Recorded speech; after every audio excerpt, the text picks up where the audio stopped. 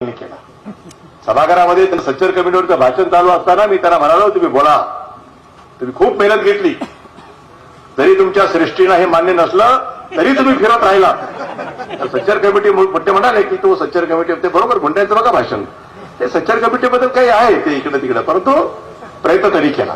याचा अर्थ अजूनही थोडं आहे, पण याला तरी मोकळं सोडलं. मुंड्यांचं राजकारण हे असं आहे, सेक्युलर म्हणजे प्रतिमा केवळ एका बाजूनी जाता कामा नये, तर दुसऱ्या बाजूंचा सुद्धा माझा विरोध नाही आहे.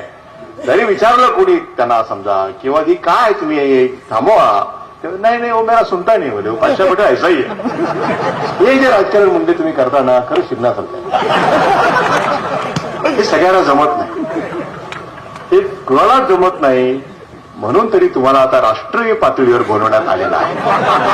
त्यामुळे आता राज्य आम्हाला मोकळं सोडलं तुम्ही, त्याबद्दल खरोखर तुम्हाला जेवढे धन्यवाद दिले पाहिजे तेवढे कमी आहेत असं मी स्वतः